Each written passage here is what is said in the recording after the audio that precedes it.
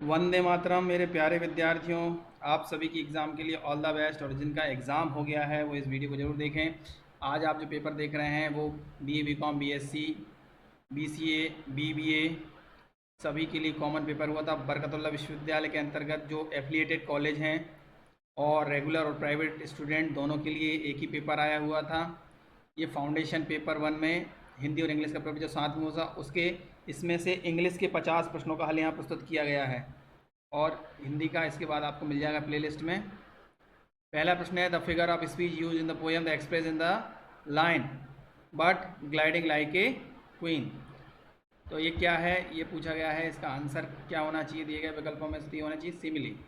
इसका मतलब उपमालंकार, जैसे हिंदी में उपमालंकार कहते हैं ना, उस प्रकार से। Question number second, the song of express has been compared to jazzy madness होना चाहिए, सेकंड का C. Question number 3, what is the main theme of the world is too much with us. Main theme क्या है इसकी, जो आपके इसमें William Wordsworth की रचना है, उसकी मेन थीम है the withering connection between mankind and nature. देखिए जहाँ भी नेचर का नाम आ जाए तो वर्ड्सवर्थ को जोड़ लीजिएगा उससे। नेक्स्ट क्वेश्चन है question number 4, what type of poem is the world is too much with अस। ये क्या है, तो ये पिछली बार भी जो इसके पहले मैंने हल प्रश्न कराए हैं, आप उम्मीद है आपने वो देखे होंगे। तो उसका क्या है, ये सोनेट है। और सोनेट कितने लाइन का होता है इसका कमेंट बॉक्स में आंसर दीजिएगा। ऐसा भी प्रश्न पूछा गया है, ये मैंने सैम्पल वीडियो में प्रश्न दिया हुआ था। इसका answer question number 5, how much money does the narrator intend to deposit in the bank. कितने रुपए जमा कराना चाह रहा था, यानी डॉलर्स, तो $56 जमा कराना चाह रहा था। तो ए ऑप्शन इसका सही है। और कितनी उसकी सैलरी हाइक हुई थी, इसलिए उसने सोचा था अकाउंट ओपन कराने का, तो आप मुझे कमेंट बॉक्स में आंसर दीजिएगा, है ना। Next question number 6, what impression do the people at the bank have of the narrator. तो जो वहाँ के पीपल थे वो क्या सोच रहे थे नरेटर के बारे में। इसके पिछली वीडियो में थोड़ा सा गलत हो गया, मैंने उसको करेक्ट कर दिया है। तो ये पूछ रहे थे, ये सोच रहे थे he is an invalid Millionaire. Millionaire यानी होता है जैसे अपनी होता है लखपति करोड़पति, इस टाइप से लखपति। तो उसे इनवैलिड मिलेनियर मान रहे थे बैंक के लोग, ठीक है। तो ये 6 नंबर का सी ऑप्शन सही है। Question number 7, my financial career is an humorous story.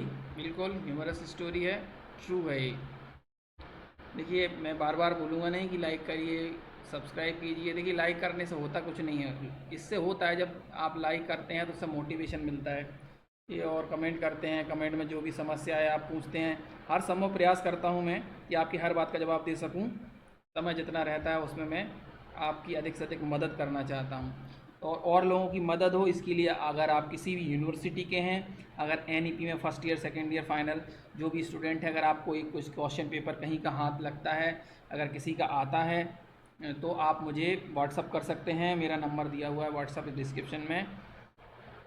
और दूसरी बात यह है, उसमें एक लिंक भी दी हुई है, एक ऐप है, उसको आप डाउनलोड करेंगे तो फ्री मटेरियल में आपको ये जो PDF आपको चाहिए होती है तो वो मिल जाएगी। इसका कोई चार्ज नहीं है, एकदम फ्रीली अवेलेबल है। आप डाउनलोड कीजिए और इसको आप पा सकते हैं PDF के रूप में। ठीक है। ये क्वेश्चन भी देखिए, क्वेश्चन नंबर 8 भी मैंने बताया हुआ है अपने सैम्पल वीडियो में।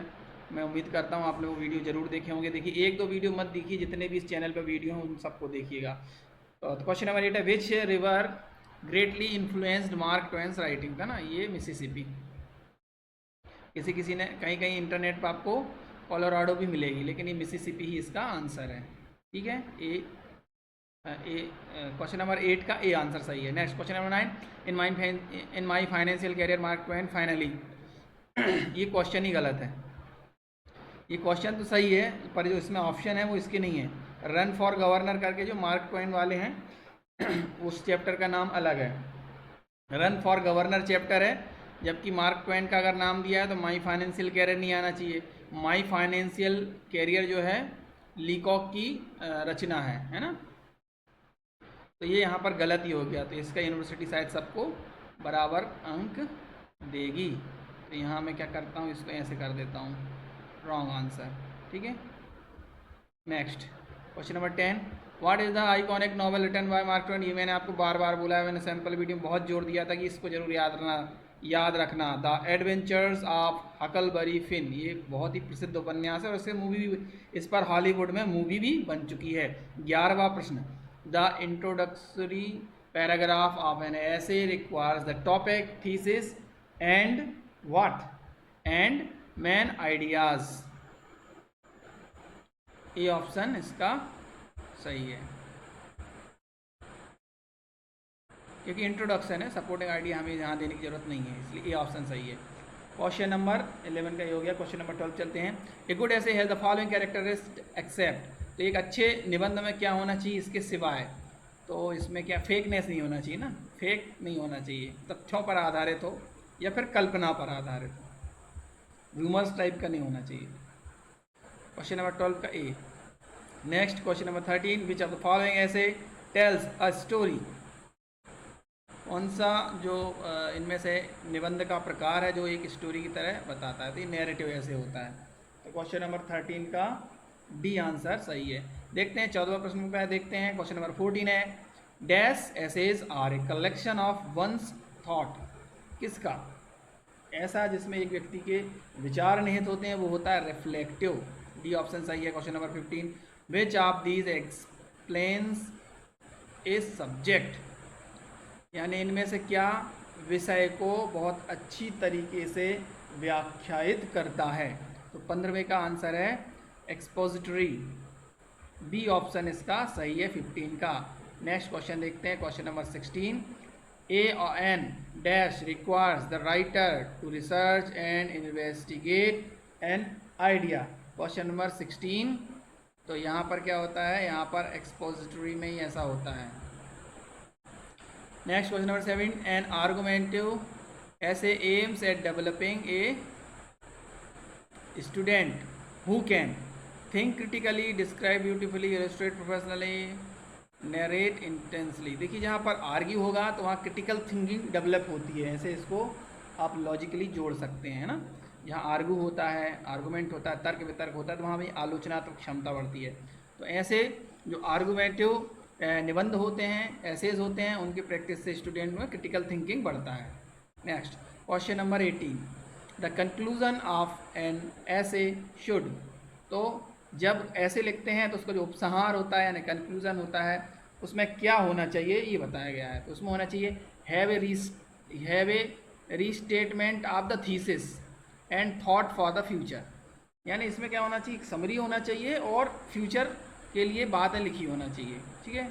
Next question number 19, what do you call the paragraph where key idea are developed and explained, ऐसे पैराग्राफ जिसमें मेन आइडिया दर्शाए जाते हैं, लिखे जाते हैं, उसको कहते हैं बॉडी पैराग्राफ, ठीक है।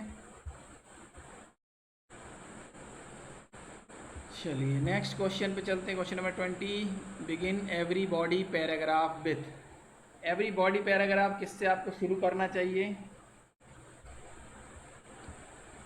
Begin every body paragraph a lead, an introduction, a topic sentence, background information. हाँ बिल्कुल, ये लीड भी हो सकता है और डी यानी बैकग्राउंड इंफॉर्मेशन भी हो जाए। देखिए बिगिन एवरी, जब हम हर बॉडी का पैराग्राफ लिखेंगे तो वो शुरुआत होना चाहिए पिछले क्रमबद्धता से, है ना, और उसका बैकग्राउंड इंफॉर्मेशन भी होना चाहिए क्योंकि आप कोई ना कोई लॉजिक दे रहे हैं, और लीड भी होना चाहिए। तो इसके ना 2 आंसर समझ में आ रहे हैं, तो 20 का आप देख लीजिएगा। वैसे ए और डी में से कोई एक होगा, बाकी मैं इसको छोड़ रहा हूँ, आप देख लीजिएगा यूनिवर्सिटी इसमें क्या आंसर देती है। Question number 21, even animals find it difficult to dash the loss of their love ones, है ना, तो बियर, डिफ़िकल्ट टू बियर, ये बियर यानी होता है बहन करना, और ये बियर का मतलब होता है पहनना, जैसे कपड़े हम पहनते हैं, और इस बियर का मतलब है जैसे हम रुपये या पैसे किसी चीज़ का भार उठाना, ऐसा कहेंगे। तो 21 का ए ऑप्शन सही है। Question number 22, select the nearest homonym of the word accept, इसका आपको होमोनिम बताना है, तो सबसे ज़्यादा है ई आएगा एक्सेप्ट का, ये सी वाला ऑप्शन सही है। 23 देखते हैं, the homonym for the word due is, तो ड्यू का क्या है, डी यू यू ड्यू, और ये वाले ड्यू, तो ये दोनों का अर्थ एक ही है पर इनकी स्पेलिंग अलग है। तो 23 का सही उत्तर है बी।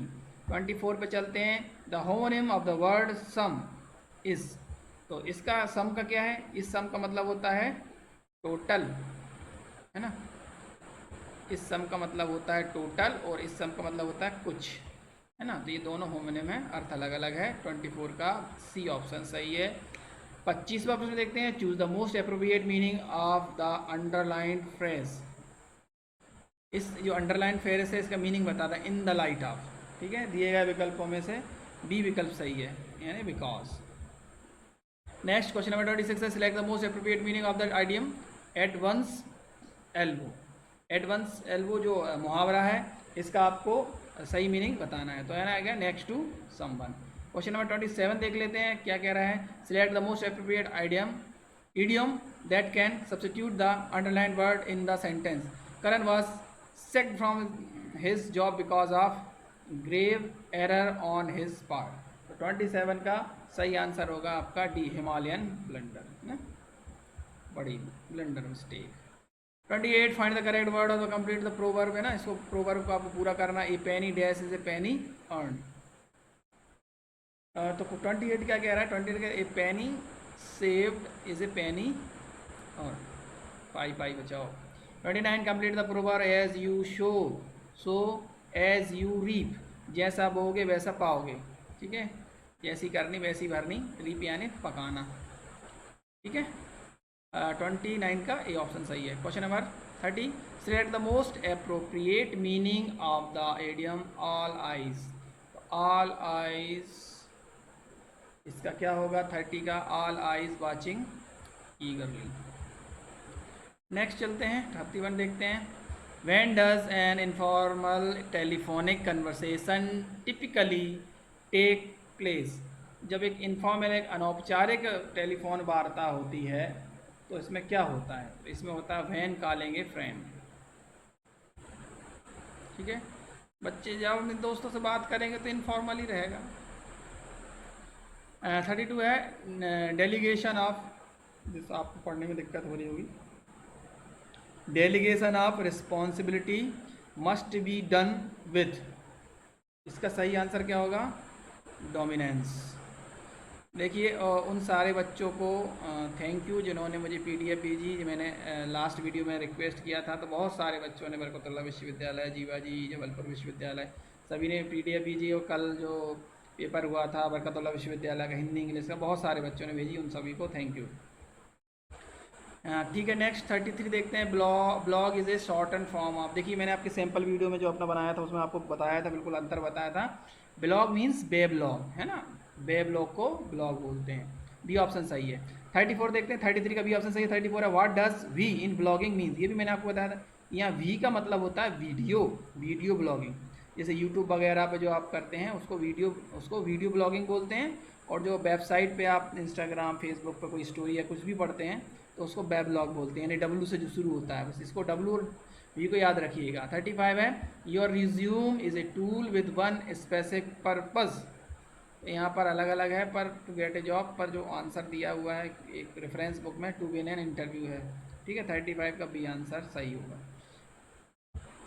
इसका हो सकता है यूनिवर्सिटी, दूसरा आंसर भी 35 का। देखते हैं 36 what should not be A part of resume. तो इसमें रिज्यूम का कॉन्टैक्ट इन्फॉर्मेशन भी होना चाहिए, additional information, employment history, education. यहाँ देखिए ये लास्ट जो क्वेश्चन के जो ऑप्शन थे उसमें रिलीजियस इन्फॉर्मेशन था, पर इसमें एडिशनल इन्फॉर्मेशन भी है। तो यहाँ भी जहाँ तक मेरी दृष्टि है इसमें एक भी नहीं आएगा। अगर लगाना है तो बी ऑप्शन हो सकता है, अदरवाइज़ इसके ऑप्शन में कोई भी ऐसा दिया नहीं है।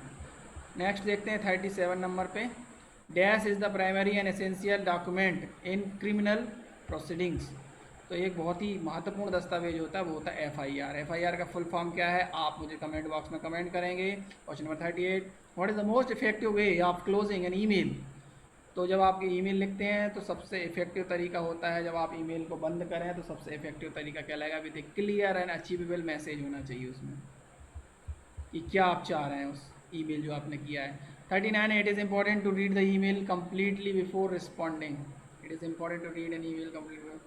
बिल्कुल सही बात है। Only if you have time, not always. बिल्कुल, आप देखिए जब भी आपके पास कोई ईमेल आता है और उसका आपको रिप्लाई करना है, उत्तर देना है, तो हमेशा याद रखिएगा अच्छी तरह से आपको उस पढ़ना है, सामने वाला क्या चाह रहा है, क्या इन्फॉर्मेशन मांगी है, उसको आप क्लियर हो जाएगा। क्वेश्चन नंबर 40 देखते हैं, which of these is not a medium for email. Internet, intranet, extranet, ये पेपर से नहीं होता ईमेल, है ना। नेक्स्ट, क्योंकि नाम ही इलेक्ट्रॉनिक है, पेपर हो जाएगा तो ऑफलाइन हो जाएगा। 41 देखते हैं, while travelling to your native place via train you met some passengers who started talking to you, how will you react. आप क्या करेंगे अगर आप अपने नेटिव प्लेस जा रहे हैं और कोई आपको मिलता है तो आप कैसा बिहेव करेंगे, ये पूछाएगा। Start health discussion with them, बिल्कुल डिस्कशन कीजिए। 42 है, while meeting someone for the first time, how do you greet them। अगर आप किसी से पहली बार मिलते हैं तो आप क्या करेंगे, शेक हैंड्स विद देम, बिल्कुल सबसे पहले तो हाथ ही मिलाना है, कल्चर, हम नमस्ते करते हैं। नेक्स्ट, यहाँ देखिए दिया है, the following piece of conversational are related to someone's journey by airplane. ठीक है, आपको करेक्ट आंसर देना है। आप समझिए कि आप एरोप्लेन की ट्रेवल कर रहे हैं एरोप्लेन में। Excuse me, where is the IndiGo check in desk. Desk होता है वहाँ पर जहाँ पर चेक इन होता है, उसको डेस्क बोलते हैं। 43 का A. Next, I have dash in Jalandhar on the way to Jammu. तो आपके पास क्या है, I have a stay over. क्या होता है, कभी कभी कनेक्टिंग फ़्लाइट होती हैं, जैसे दो फ्लाइट से आपको जाना है, दूर जाना है, तो एक फ़्लाइट आपको एक जगह ले जाएगी, फिर जो आपको जहाँ डेस्टिनेशन है, जहाँ एक्चुअली जाना है, वो दूसरी फ़्लाइट ले जाती है। तो कभी कभी रात में वहाँ रुकने की व्यवस्था करते हैं, खाना वाना सब वही लोग खिलाते हैं फ़्लाइट वाले, उसको स्टे ओवर कहते हैं। ठीक है। Next, is the flight on dash, is the flight on schedule, यानी सही समय पर है ऐसा, तो डी ऑप्शन आएगा। 46 है, do I dash to take off my shoes. 46, do I need to take off my shoes. Next 47 देखते हैं, what dash of juices do you have. तो व्हाट काइंड ऑफ जूसेस, आप किस प्रकार का जो है रस पीना पसंद करेंगे, किस प्रकार का जूस पीना पसंद करेंगे, तो बी ऑप्शन इसका सही है। यहाँ काइंड का अर्थ क्या है, दयालु नहीं है, यहाँ काइंड का अर्थ है प्रकार, है ना। जैसे काइंड्स ऑफ वर्ब होता है, वर्ब के प्रकार आपने पढ़ा होगा। 48 नंबर देखते हैं, I lost my dash pass, can I get another one please. I lost my boarding pass. यहाँ पर जब आप एरोप्लेन में जाते हैं तो टिकट के बाद जब आप अंदर जाएंगे तो एक टिकट जैसा एक और चीज़ मिलती है आपको, उसको बोलते हैं बोर्डिंग पास। टिकट तो आपने परचेस की है, टिकट से आपको अंदर जाने देते हैं, फिर एक और टिकट टाइप की मिलती है, उसको बोर्डिंग पास कहा जाता है। अंतिम दो प्रश्न देखते हैं। प्रश्न देखने से पहले मैं फिर से रिक्वेस्ट कर रहा हूँ, कमेंट जरूर कीजिएगा। There is half an hour delay, flight अगर हो गई तो वहाँ आपको बोलना है ना, there is half an hour delay, लगभग आधा घंटा देरी से है। The metal in my belt dash the alarm. तो the metal in my belt dash the alarm, तो सेट ऑफ द अलार्म। यहाँ पर ए ऑप्शन सही है। यहाँ पर आपने देखा आपकी एग्ज़ाम है, तो all the best, thank you for watching.